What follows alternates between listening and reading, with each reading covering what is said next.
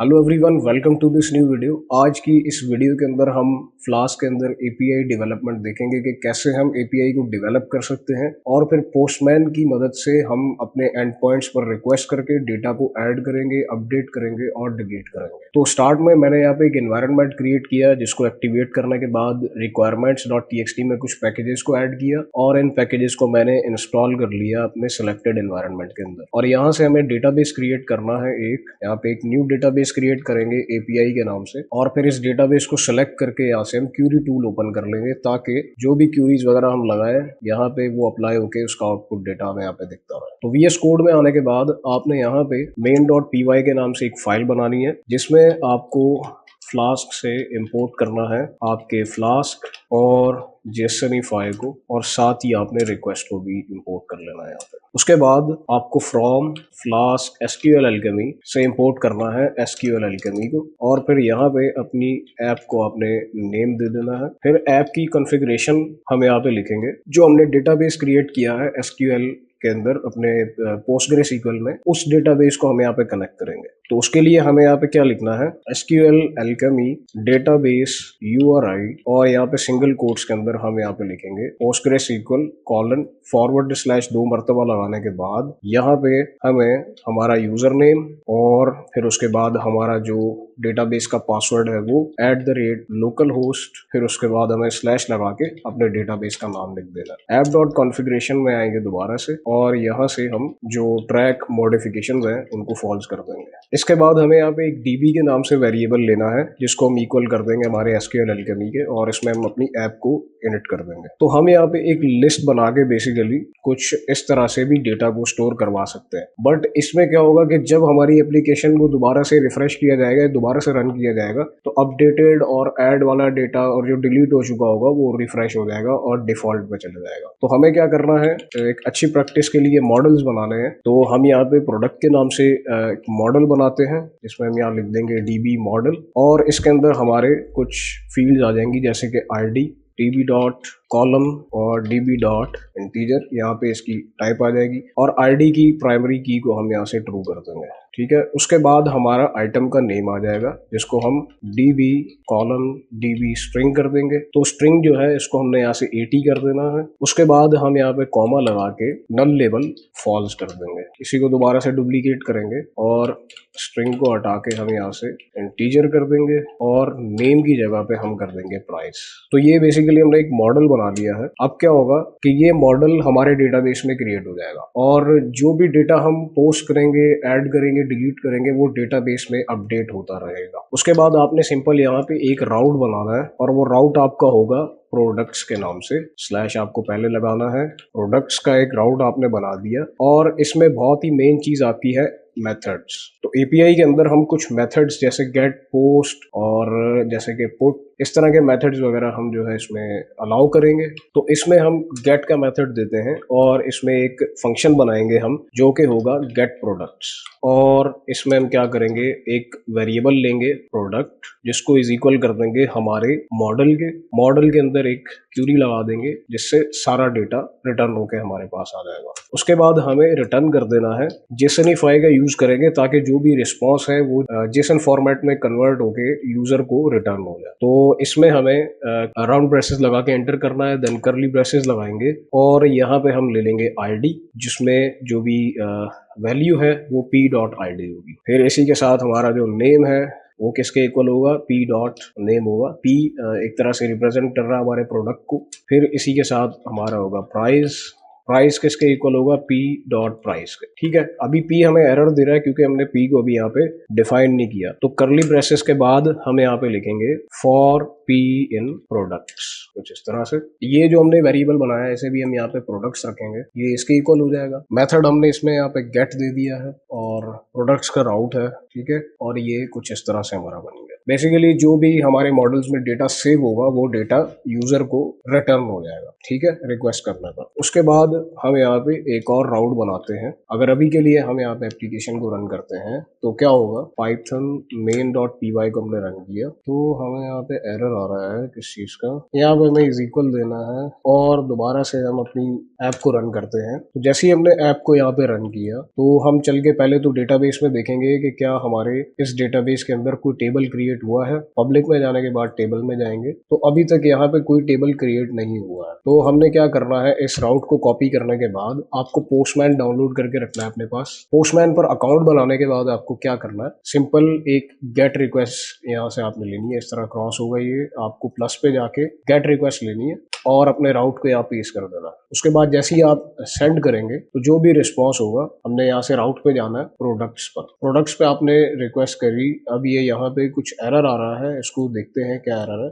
हमें यहाँ पे ऐप के अंदर जहाँ हमने ऐप को रन किया, यहाँ पे हम कर देंगे with app context db.create all, जो भी हमारा मॉडल है वो जनरेट हो जाएगा जब भी हमारी ऐप। तो जैसे हमने इसको रन किया, अब की बार क्या होगा कि हमारे टेबल्स के अंदर हम एक बार इसको रिफ्रेश कर लेते हैं तो यहाँ पे हमारे पास एक प्रोडक्ट का टेबल बन चुका है, ठीक है। अब हम पोस्टमैन में आने के बाद प्रोडक्ट्स के राउट पे जाएंगे, ये जो हमने राउट बनाया था प्रोडक्ट्स के राउट पे हम सेंड करेंगे तो हमें यहाँ पे एक खाली लिस्ट जो है वो दिख रही है और 200 ओके का हमें यहाँ पे एक रिस्पॉन्स भी देखने को मिल रहा है। तो इसके अंदर डेटा अभी क्यों नहीं है, क्योंकि डेटा को ऐड करने का लॉजिक तो हमने लगाया ही नहीं है। तो डेटा को ऐड करने का लॉजिक और एक राउट हम यहाँ पे क्रिएट करेंगे। उसके बाद हमें यहाँ पे एक राउट बनाना है प्रोडक्ट्स का, सेम राउट रखेंगे बट इस पे जो हमारा मेथड होगा उसको हम कर देंगे पोस्ट। इसमें एक फंक्शन बनाएंगे ऐड प्रोडक्ट्स के नाम से और इसमें ऐड की लॉजिक हम लगा देंगे। एक वेरिएबल लेंगे डेटा, जो भी रिक्वेस्ट आएगी जेसन के रिस्पॉन्स में उसको हम इक्वल कर देंगे हमारे डेटा वेरिएबल के। और फिर हम क्या करेंगे, एक न्यू प्रोडक्ट वेरिएबल बनाएंगे जिसको इज इक्वल कर देंगे हमारे जो हमारा मॉडल है उसके अंदर कुछ इस तरह से हमारा जो डेटा है वो प्रिंट हो जाए। डेटा में से जो भी नेम आएगा वो, और कॉमा लगा के जो भी प्राइस आएगा उसको हम इक्वल कर देंगे डेटा प्राइस। और फिर क्या करेंगे, db.session.add करके यहाँ पे न्यू प्रोडक्ट को ऐड कर देंगे। उसके बाद हमें यहाँ पे db.session.commit कर देना, एक डॉट एक्स्ट्रा लग गया कुछ इस तरह से। और फिर जब सारा डेटा सेव हो जाता है तो हमें रिटर्न करना है जेसन में, यहाँ पे करली ब्रेसेस लगा के हम id colon new product dot id, यानी कि जो भी सेव डेटा होगा वो रिटर्न होके आ जाएगा। Name new product dot name comma इसमें price new product dot price. जो भी डेटा हमने सेव करवाया उस डेटा को हमने रिटर्न करवा दिया और राउंड ब्रेसेस के बाद कॉमा लगा के 201 का रिस्पॉन्स रखेंगे। तो अब हमने क्या करना है, पोस्टमैन में आना है और सेम राउट को कॉपी करने के बाद एक न्यू रिक्वेस्ट क्रिएट करनी है, बट यहाँ से हमें गेट मेथड को पोस्ट मेथड कर देना और यहाँ पे राउट पेस्ट करना है। उसके बाद अब हमें कुछ डेटा को भेजना है तो बॉडी में जाएंगे, बॉडी में जाने के बाद आपको रॉ में जाना है और यहाँ से जेसन सेलेक्ट कर लेना। जेसन के फॉर्मेट में हम यहाँ पे कुछ डेटा सेंड करेंगे। तो यहाँ पे नेम हम भेज रहे हैं अपने जो भी हमारा प्रोडक्ट है उसका, और उसकी प्राइस को सेंड कर रहे हैं। यहाँ पे प्राइस यहाँ पे इंटीजर में आएगी तो प्राइस को हमने यहाँ पे रख दिया कुछ इस तरह से। इस सारे डेटा को हमने क्या करना है, सेंड करना। तो यहाँ से पहले सर्वर को स्टार्ट कर लेंगे हम। सर्वर को जैसे हमने स्टार्ट किया तो हम यहाँ पे क्या करेंगे, इस राउट पे सेंड कर देंगे। तो जैसे ही हमने अपना आइटम को सेंड किया तो वो हमें यहाँ पे आईडी, उसका नेम, उसकी प्राइस यहाँ पे देखने को मिल गई।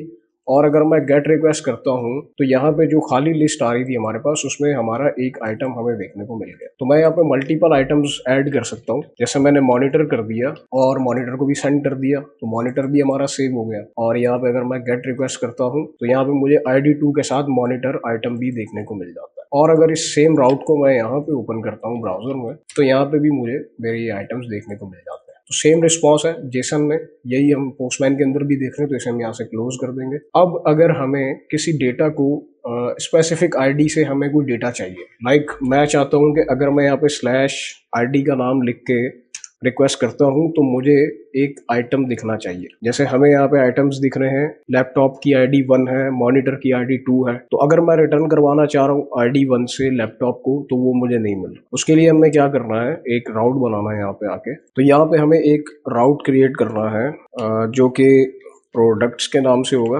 बट इसमें हम क्या कर देंगे, इंटीजर में हमारी आईडी ले लेंगे, ठीक है। और यहाँ पे भी मेथड्स हम कर देंगे, सेम मेथड लगाना है यहाँ पे भी आपने गेट, और यहाँ पे आपने लिख देना है गेट प्रोडक्ट का मेथड एक बना लेंगे। जैसे हमारे पास ऊपर एक मेथड है तो वो गेट प्रोडक्ट्स के नाम से है, ये हम गेट प्रोडक्ट रख रहे हैं क्योंकि एक स्पेसिफिक जो हमारा प्रोडक्ट है वो रिटर्न होके जाएगा। तो यहाँ पे हमने क्या करना, आईडी की जगह पे ये हमारा एक वेरिएबल है तो इसको हमें रखना है प्रोडक्ट आईडी। इस सेम वेरिएबल को हम यहाँ पे एज अ पैरामीटर पास कर देंगे। देन उसके बाद हमने क्या करना है, एक प्रोडक्ट का वेरिएबल बनाना है जिसको इक्वल कर देंगे हमारे मॉडल के अंदर हमने क्यूरी लगानी है गेट और 404। इसमें हमें अपने वेरिएबल का नाम पेश करना है और रिटर्न करवा देना है जेसन में रिस्पॉन्स को राउंड ब्रेसेस लगा के करली ब्रेसेस लगाएं, आईडी को इक्वल कर दें हमारे प्रोडक्ट डॉट आईडी के कॉमा, और नेम को हम कर देंगे प्रोडक्ट डॉट नेम कॉमा, फिर आ जाएगा हमारा प्राइस,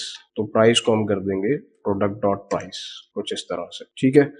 और दैट्स इट। अब क्या होगा, इस कोड को ऐड करने के बाद आपको टर्मिनल को क्लियर करके अपनी एप्लीकेशन को रन करना है, और इसके बाद आपको सेंड रिक्वेस्ट करनी है जिससे आपके पास जो सेव डेटा है जो कि आपकी डेटाबेस में भी आपको दिख रहा होगा। यहाँ पे अगर मैं क्यूरी लगाता हूँ सेलेक्ट ऑल फ्रॉम, हमारे टेबल का नाम क्या है, प्रोडक्ट है, प्रोडक्ट F5, तो यहाँ पे जो डेटा हमें देखने को मिल रहा है वही सेम डेटा डेटाबेस से उठ के आ रहा है, ठीक है। तो अभी अगर मैं यहाँ पे स्लैश लगा के आईडी लिखता हूँ और सेंड करता हूँ तो मुझे एक इंडिविजुअली प्रोडक्ट रिटर्न होके आ जाएगा, ठीक है। जैसे अभी आईडी 1 लिखी थी तो मैंने आईडी 1 के साथ आ गया, इसी तरह अगर मैं 2 के साथ करूंगा तो मुझे यहाँ पे मॉनिटर आ जाएगा। अब अगर मुझे किसी डेटा को अपडेट करना है, लाइक यहाँ पे एक हमने डेटा पोस्ट करा था माउस के नाम से, ठीक है, और माउस की प्राइस हमने यहाँ पे रख के इसको सेंड कर दिया था, जिसके बाद क्या हुआ कि हमें यहाँ पे हमारा माउस देखने को मिल रहा था। अब इस केस में अगर मुझे माउस को अपडेट करना है तो इसके लिए मुझे क्या करना पड़ेगा, एक राउंड बनाएंगे हम जिसमें हम पुट मेथड को अलाउ करेंगे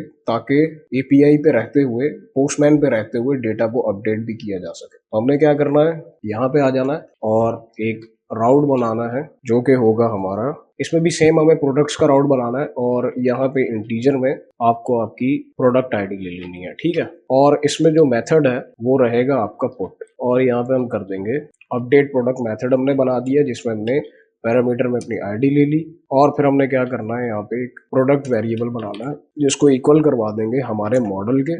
मॉडल में क्यूरी लगेगी डॉट गेट और 404, ठीक है, और इसमें आ जाएगा हमारा प्रोडक्ट आईडी। देन इसके बाद एक वेरिएबल बनाएंगे, जो भी रिक्वेस्ट से डेटा आता है जेसन में उसको डेटा वेरिएबल की इक्वल कर दो, और फिर जो हमारी प्रोडक्ट है यानी कि जो हमारा मॉडल है उसमें जो नेम है उसको इक्वल कर दो आप, जो भी डेटा आ रहा है वहां से उसके बराबर कर दो, ठीक है। इसी तरह प्रोडक्ट डॉट प्राइस को इक्वल कर दो डेटा प्राइस के, और फिर db dot session dot commit कर दो डेटा को, और फिर रिटर्न करवा दो जो डेटा अपडेट हुआ है। जेसनिफाई में हमने रिस्पॉन्स दे दिया यहाँ पे, इस तरह से करली ब्रेसेस लगा के आईडी जो भी आपका अपडेट होगा प्रोडक्ट डॉट आईडी आ जाएगा, नेम तो नेम के लिए प्रोडक्ट डॉट नेम आ जाएगा, इसी तरह प्राइस है तो प्राइस के लिए प्रोडक्ट डॉट प्राइस आ जाएगा।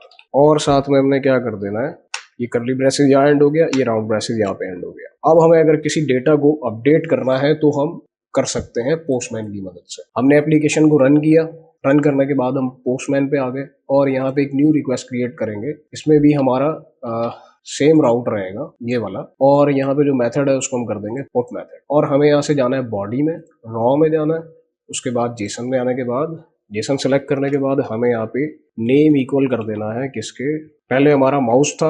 अब लाइक मैं एक किस प्रोडक्ट को एडिट करना चाहता हूँ मैं देख लेता हूँ यहाँ से। अब जैसे कि यहाँ मैंने सेंड रिक्वेस्ट की तो मेरे पास सेव डेटा मेरे पास यहाँ पे आ गया है, ठीक है। अब मुझे माउस को एडिट करना है तो माउस की आईडी 3 है, तो पुट में आने के बाद यहाँ पे यूआरएल को मैं एडिट करूंगा जिसमें मैं 3 लगा दूंगा, और उसका जो नेम है वो माउस है उसको मैंने कर दिया माउस पैड, और जो उसकी प्राइस है उसको मैंने कर दिया 400। जैसे ही मैं सेंड करूंगा तो यहाँ पे मेरा अपडेटेड डेटा मुझे देखने को मिल गया। अब मैं अगर यहाँ पे आके प्रोडक्ट्स में गेट रिक्वेस्ट करता हूँ तो यहाँ पे जो मेरा माउस डेटा था वो अपडेट होके माउस पैड हो गया। तो यहाँ पे भी अगर हम देखें अपने डेटाबेस में तो डेटाबेस में भी हमारा अपडेटेड डेटा हमें दिख रहा है, क्योंकि जो भी डेटा आ रहा है वो मॉडल में से हमारे पास रिटर्न होके आ रहा है। इसी तरह से अगर हमें डिलीट का एक राउट बनाना है ताकि हम किसी डेटा को डिलीट कर सकें तो यहाँ पे एक राउट बनाएंगे, ठीक है। इसमें आपको प्रोडक्ट्स लेना है, इसमें भी हमारा तकरीबन सारा काम सेम रहेगा। इंटीजर में आपको प्रोडक्ट आईडी और यहाँ पे जो सिर्फ आपका मेथड है वो आपको कर देना है डिलीट।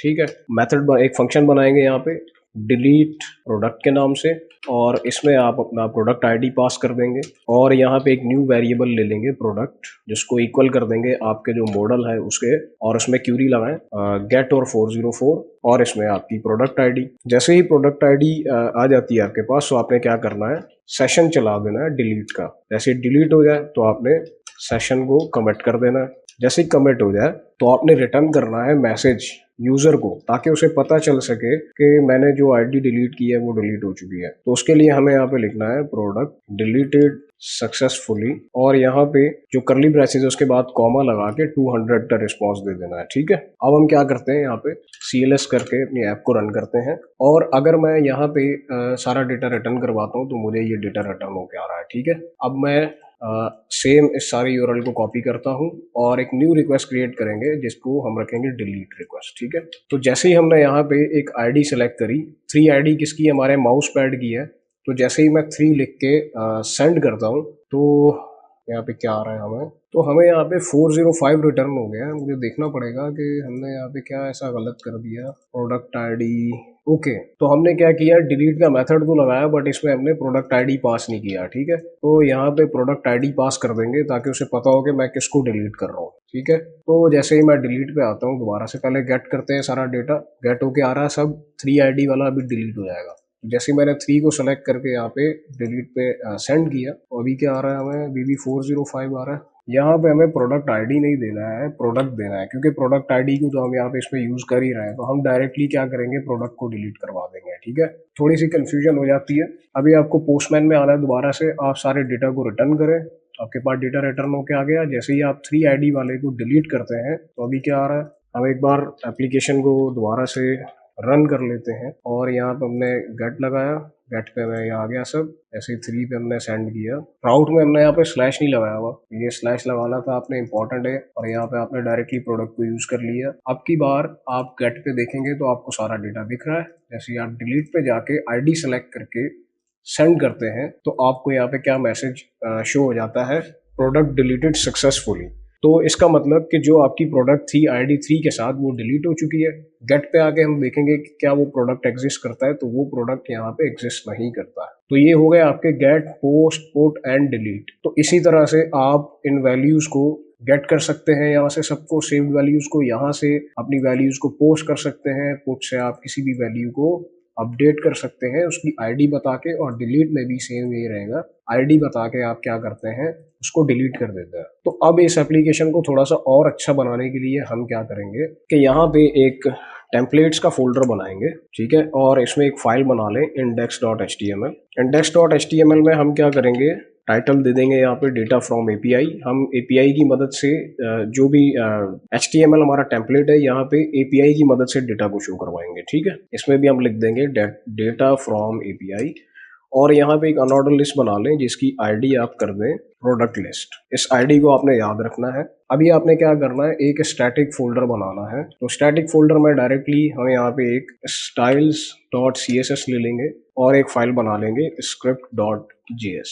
तो स्क्रिप्ट में कुछ कोड लिखने के बाद हमारा जो डेटा है वो हमें हमारे HTML में दिखने लगेगा। तो अब हमने क्या करना है, यहाँ पे कुछ कोड लिख लेंगे हम। जैसे ही हमने ये कोड ऐड कर दिया, यहाँ पे भी सेमीकोलन लेना था हमें, ये कोड हमारा ऐड हो गया। इसमें हमने क्या किया, बेसिकली प्रोडक्ट लिस्ट को पिक कर लिया जो कि हमारी अनऑर्डर लिस्ट थी, और उसके अंदर हमने लोडिंग शो करवा दिया। फिर हमने प्रोडक्ट्स के राउट से हमने फेच किया रिस्पॉन्स को, जो भी जेसन में रिस्पॉन्स आ रहा था, और उसको डेटा वेरिएबल में डाल के हमने पहले तो inner.html इसका क्लियर किया हमने प्रोडक्ट लिस्ट का, और फिर हमने क्या किया कि कंडीशंस लगा दी। अगर तो जो डेटा आपके पास आ रहा है उसकी लेंथ 0 है, ठीक है, तो आपने दिखा देना है कि कोई प्रोडक्ट अवेलेबल नहीं है। एल्स में क्या करना है, डेटा को फॉर ईच एक प्रोडक्ट क्रिएट करके हमने उसकी आईडी, उसका नेम, प्रोडक्ट का और प्राइस, थोड़ा सा यहाँ पे स्टाइल भी दे दिया हमने, कलर ग्रीन कर दिया उसका, और लिस्ट आइटम को क्रिएट करके लिस्ट आइटम में सारी वैल्यूज को अपडेट किया है, और फिर इस लिस्ट आइटम को अपेंड कर दिया हमने हमारे प्रोडक्ट यानी अनऑर्डर लिस्ट का। और अगर कोई एरर आता है फेच करने में, कोई राउट का प्रॉब्लम है, बैकएंड के साथ अगर कनेक्शन नहीं बन रहा है, तो जो भी एरर होगा वो हमें कुछ इस तरह से दिख जाएगा। तो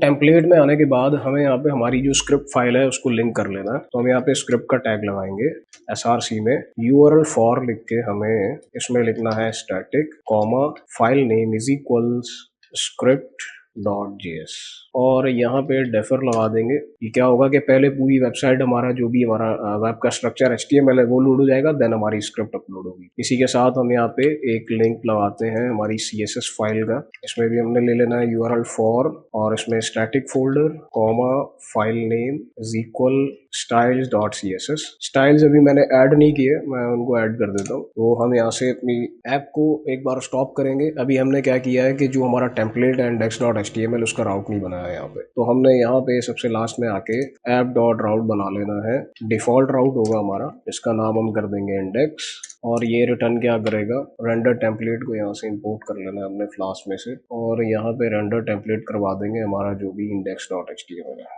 अभी हमने अपनी एप्लीकेशन को रन करना है और ब्राउज़र पे आने के बाद हमने अपने लोकल पोर्ट पर चले जाना है। तो यहाँ पे आपने अभी जैसे देखा, जब मैं रिलोड करता हूँ तो पहले लोडिंग लिखा आता है, देन उसके बाद हमारा जो भी API से डेटा आ रहा है वो यहाँ पे दिखता है। तो अभी थोड़ी सी मैं CSS ऐड कर देता हूँ ताकि ये थोड़ा सा और अच्छा दिखे। तो यहाँ पे styles.css में आने के बाद मैं CSS को पेस्ट कर दूंगा और जैसे ही हम यहाँ पे आके रिलोड करते हैं तो कुछ इस तरह से हमें हमारा डेटा देखने को मिल जाता है।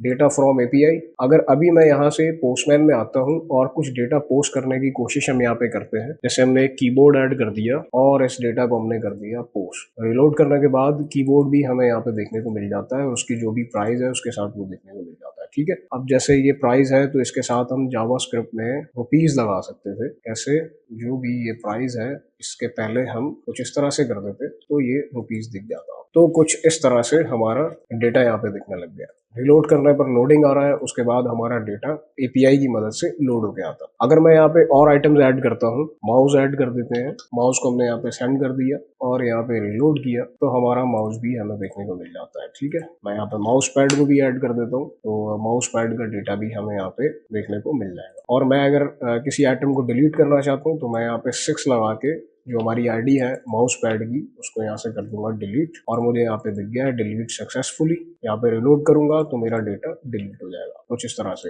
अपडेट करना चाहें तो हम अपडेट भी कर सकते हैं। जैसे माउस है तो माउस की ID 5 है तो मैं यहाँ पे 5 ID लगा के जो हमारा माउस है उसको माउस पैड कर दूंगा और उसकी प्राइस को 400 कर दूंगा। तो मैंने डेटा को अपडेट किया और यहाँ पे जो हमारा माउस था वो माउस पैड बन गया। तो आज की वीडियो में हमने API को डेवलप किया और जावास्क्रिप्ट की मदद से उसको फैच करके हमारे index.html में भी हमने शो करवाया और API को हमने ऐड, एडिट और डिलीट करके भी देखा। तो आज की वीडियो के लिए सिर्फ इतना ही, मिलते हैं नेक्स्ट वीडियो में, तब तक के लिए बाय।